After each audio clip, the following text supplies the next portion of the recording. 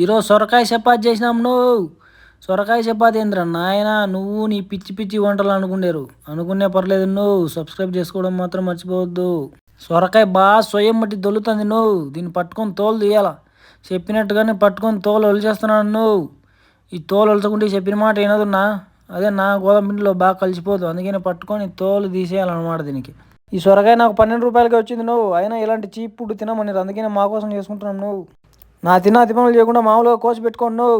దీని గురించి అందరికీ తెలుసు కదా, నేను చెప్పను. ఇప్పుడు తోలు తీసిన సొరకాయ తీసి బాగా జిగిరి పెట్టుకోండి నువ్వు. జిగిరేటప్పుడు జాగ్రత్త, ఏళ్ళు ఎగిరిపోతాయి.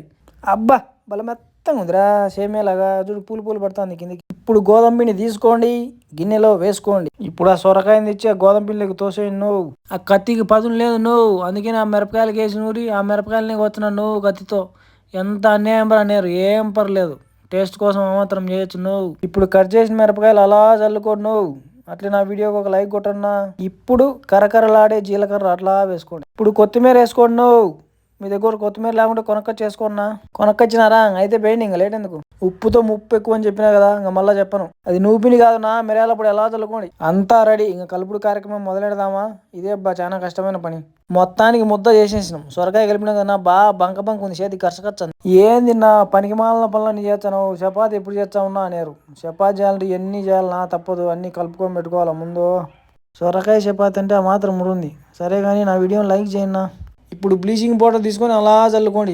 గోధుమ పిండి అది, మళ్ళీ బ్లీచింగ్ పౌడర్ చల్లుకోండి స్వామి. ఇప్పుడు బండా చేయి రెండు తెల్లంగా అయిందాక ఆ పిండి అంతా పూసుకోండు.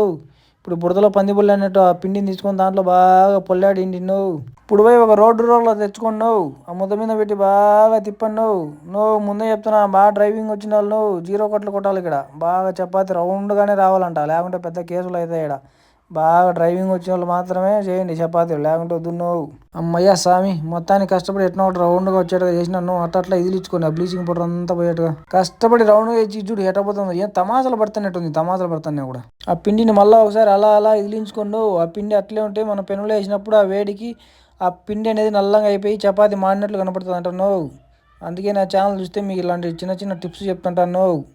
ఆ నూనె చల్లుకోండి బాగా, మళ్ళీ తిప్పేయండి. మళ్ళీ ఈ పక్క కూడా నూనె వేయండి బాగా, చపాతి అంతా స్ప్రెడ్ అయ్యేలాగా అట్లా అట్లా అట్లా అట్లా తిప్పండి. నేను చెప్పేటన్ని నిజాలేనా స్వామి? చూడండి చపాతి ఎంత బాగా వచ్చిందో మాడిపోకుండా. ఇప్పుడు ఆ చపాతిని తిప్పించి మళ్ళీ ఇచ్చి కొట్టాలి ఎందుకంటే ఆ చపాతి నేను మాడిపోతా అంటుంది. ఎందుకు మాడిపోనిచ్చాం? ఏం తమాసలా ఎట్టెట్ట? పెరుగున్నో అది పెరుగు ప్యాకెట్లు తెచ్చుకునే వాళ్ళు లైఫ్ టైం తక్కువ ఉండే పెరుగు ప్యాకెట్లు మాత్రమే తెచ్చుకోండి. ఎక్కువ లైఫ్ టైం ఉండేవి 7 days అట్లా ఉండేది, వాటిలో కెమికల్స్ ఎక్కువ కలిపింటారు. కొంచెం జాగ్రత్తగా చూసి తెచ్చుకోండి. సొరకాయ చపాతి పెరుగు కాంబినేషన్ సూపర్గా ఉంది.